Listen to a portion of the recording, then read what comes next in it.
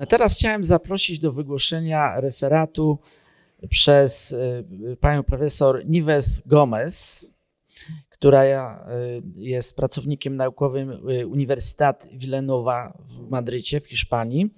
I trochę uprzedzając nasze rozważania, pani profesor przejdzie do troszeczkę dalszego wątku z tej racji, że ona musi teraz przemówić, żeby w ogóle z nami być. Tytuł jej wystąpienia będzie w języku angielskim Person and Culture, the Project of the Pontifical Council of Culture. Please come forward. The floor is yours.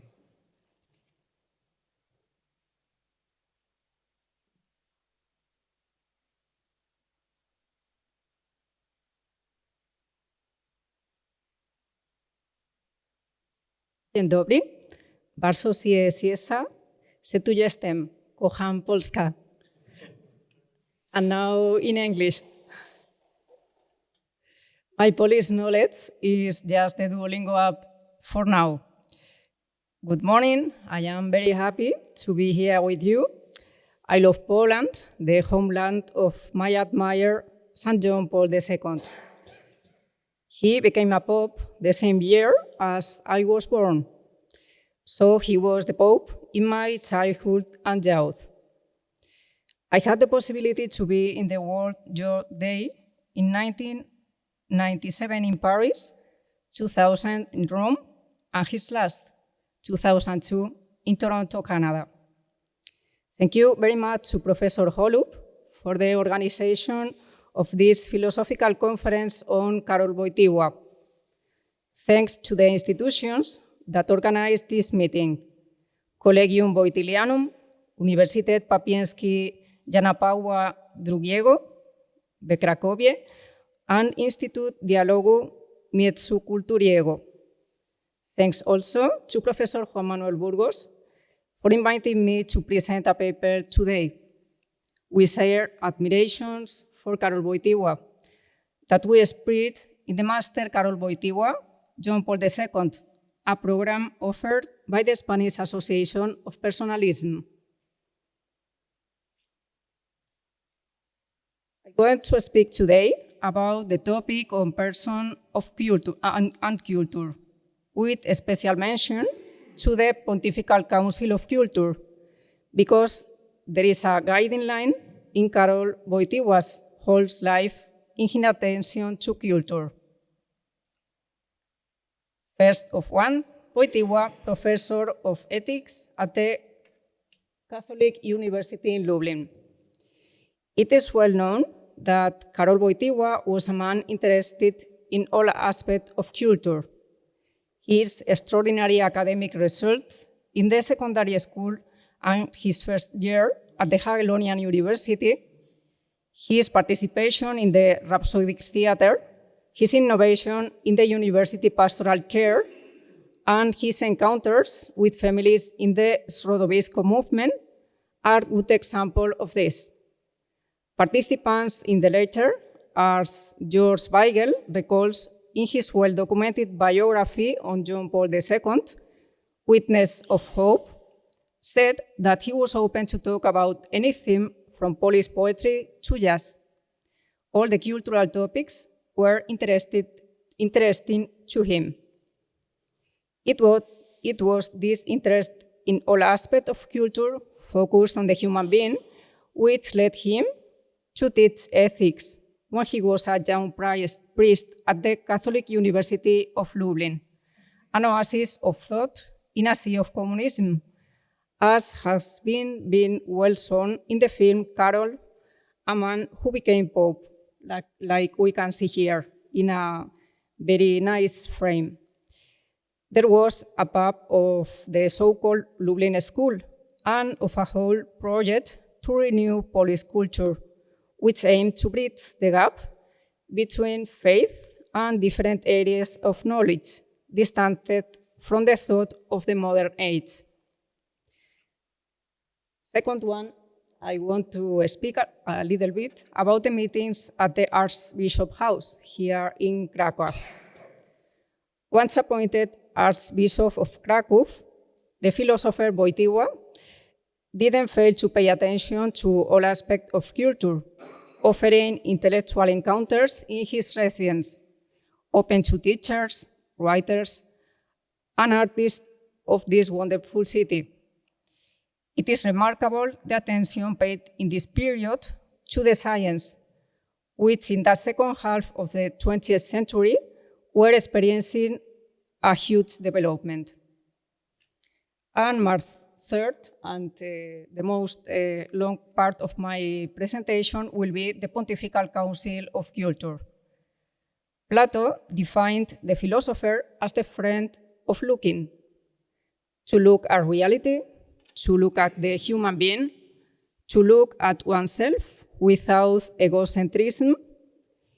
It is this previous path, based on an open look, that explains why 4 years after he was elected Pope in 1982, and having survived an attack, John Paul II decided to set up a new council to deal with all matters related to culture.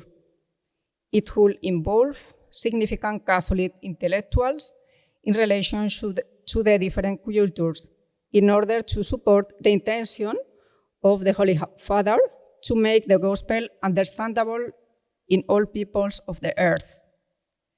The documents that I am going to talk about come from the personal legacy of the philosopher and writer Julián Marías.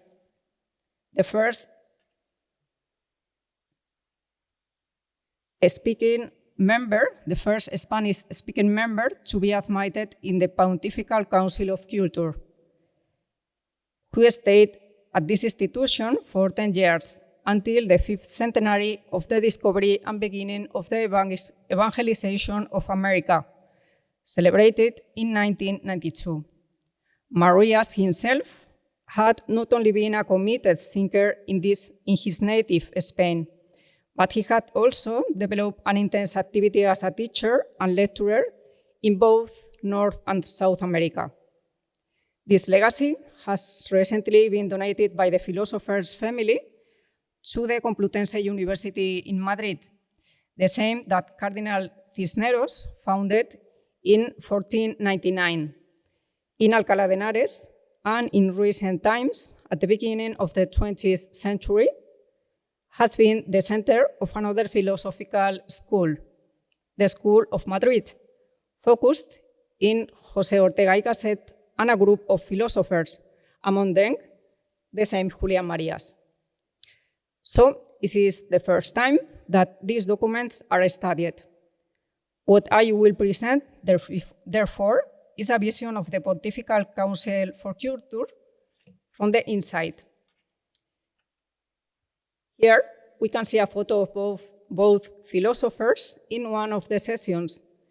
In that occasion, Marías gave the Holy Father one of his recent books, 5 Years of Spain, about the time of the transition from the Franco's regime until the recovery of the democracy. John Paul II answered to the gift, 5 Years of Hope, with a grateful look. On the other hand, we can see the letter of appointment of Julián Marías as the first Spanish-speaking member in the Pontifical Council. That was November 1982. It is signed by Cardinal Poupart, the president of the council at that time. In that letter, written in French, Cardinal Poupart mentioned the Pope's interest in culture, and he has showed in the previous meeting at the Sacred College in 1979 and his speech at the UNESCO, 1980.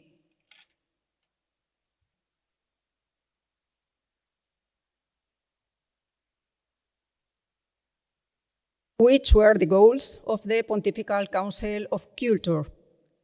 According to this letter, the same interest that drew the attention of Karol Wojtyła from the time as a professor in Lublin reflect the great cultural aspirations of today's world, discover the expectations of contemporary civilizations, and open new paths of cultural dialogue. What was the activity of the Pontifical Council? They have both internal and external ones. The Holy Father participated in some of the sessions. In the archive received by the Complutense University in Madrid, it is possible to find one of the messages he addressed to the members, also in French, where he developed some of the ideas that were already familiar in his thinking. The new council should think about the relation between faith and culture in a world divided by ideologies. Moreover, the different members, most of them laity, could help the Church to be accessible to the new cultural tendencies. And especially in this message appear the anthropological question that seems the most important for all for John Paul II. It is signed over there. Who is Jesus Christ for the contemporary men and women? We can speak now about the internal activities. Another of the internal activities was the speeches of some experts during their annual meetings in January. For example, in 1986, their speaker was Professor Nicholas Lobkowitz, born in Prague, but exiled because of his anti-communist ideas. In that occasion, he guided the members to think about the theology of liberation, one of the intellectual sons of Marxism, so present at that time in South America. But the Pontifical Council has also an external dimension, and it was planned that the different members were able to spread Catholic culture and the possibility to establish a dialogue with science, philosophy, or art out from Rome. For example, in this case, we can see here the brochure of the conference organized in Munich, in München, in 1985 about the European heritage and its Christian future.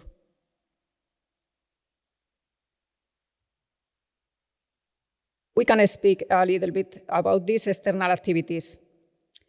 It is interesting to know that not all of them were conferences or lectures. The idea was that faith must become part of the whole culture. So we can see here the planification for 2 years, with activities in different areas, for example, anthropology, art, education, bioethics, and also different names and countries as the people in charge.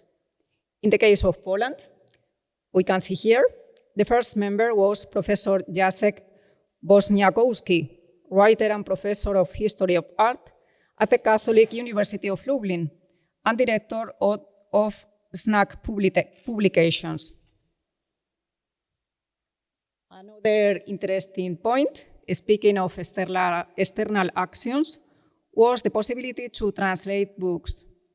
Among Julian Maria's papers can be found a handwritten note, this one, with the annotation, Translation Proposals, Human Happiness, by Julian Marias, and The Monastery of El Escorial, Prophetic Stone, by Fernando Chueca.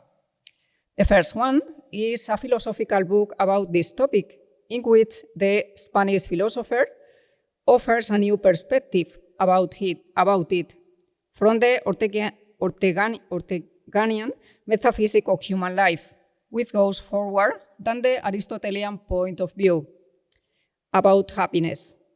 The second one is a book written by his friend, the architect Fernando Chueca, who ended the Cathedral of La Almudena in Madrid, also consecrated by John Paul II in 1995.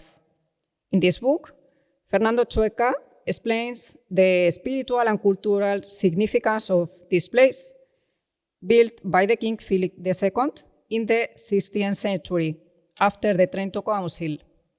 A monastery, a palace, a museum, a royal library, a royal pantheon. Both examples are 2 very good ones on how Christian perspective can inspire culture. And by the way, speaking of translation and books, it seems that the languages used at the Pontifical Council were, above all, English, French, Italian, and Spanish.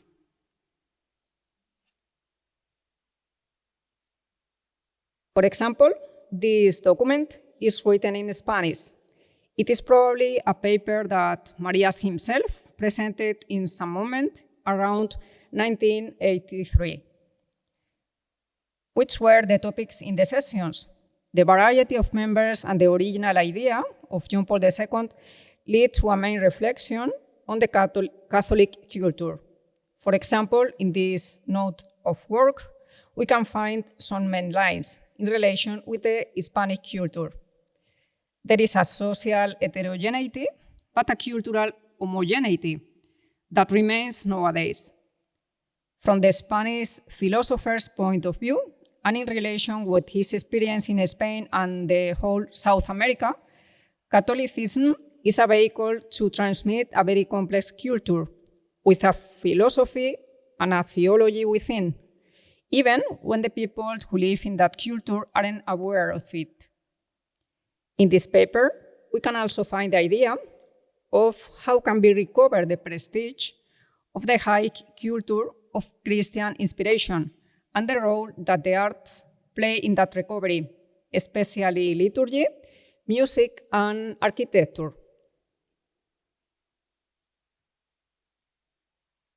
Another very important topic that was common at the sessions was the role of the universities. In the speech presented in 1948, Professor Ryan, who had been professor in LA University for more than a decade, spoke about the empirical tendency in most of the departments and also in the humanistic ones, and the strange absence in the most important questions, as what is man or what is human society. I have underlined these questions in the presentation. And that was not very positive because the graduates later built a society without clear ideas about that, what is man and where are we like a society. Already in 1985 was evident that the Catholic presence in the university needed to be well informed and based in up-to-date scientific information, particularly around bioethics. On the other hand, Professor Ryan considered that the Marxist interpretation, we are speaking of the 80s, before the fall of the Berlin Wall, dominated practically all the sociology departments, but there wasn't a systematic study of the great social encyclist. That can be said also for our times, but maybe not in the future because of the new Pope, Leo XIV. That, from his very pontifical name, has shown that the social issues are important for him and in extension for the whole church. We have spoken about art and architecture. As one can see, considering the document, it was a very important issue from the beginning, without a doubt reflecting the interest that John Paul II himself had on that topic, due to the condition of poet and actor. He was, above all, a man of exquisite sensibility, as he was educated in this extraordinary city of Krakow, where we found now. In his paper, Professor Ryan expressed the necessity to bring the lay artists together in order to improve their understanding of Christian view of life and the possibility to organize from the council or other pontifical institutions different art competitions to maximize the presence of Christian culture in this area. Today, we can say that Christian presence is also important in the media, especially cinema, series, and even video games. The recent success of some of them, like American series The Chosen or House of David, shows that there is a worldwide audience for these products and that excellent productions can be made from the Christian point of view. Who were the members of this Pontifical Council, so estimated by John Paul II? As I said at the beginning, 1982, were just 12 people, men and women, consecrated people, and also laity. John Paul II, with advice, chose this small number, same as the first apostles, because he wanted that the council was effective. The idea was that they meet and work closely together.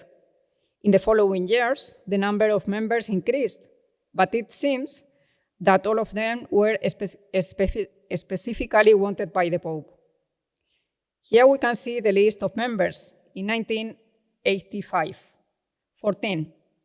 A variety of intellectuals, for example, professors, writers, philosophers, some rector of a Catholic university, principals, some editor. The procedence was also very diverse. Egypt, Italy, India, Brazil, America, North America, France, Germany, Spain, Japan, Nigeria, Great Britain, Senegal, Peru, and Poland. I mentioned Professor Bosniakowski before as the first Polish member.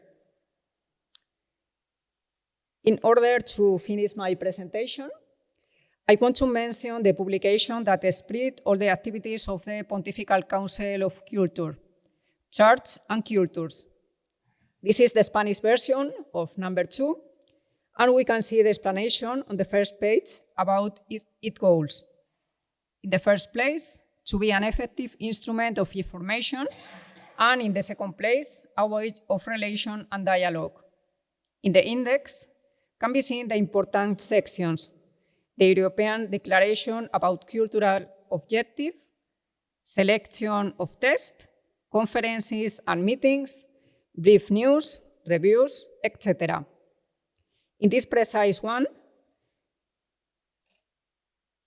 there is one review about La Mujer en el siglo XX, Women in the 20th Century, an anthropological book written by Julián Marías that had been published in 1977. In this bulletin,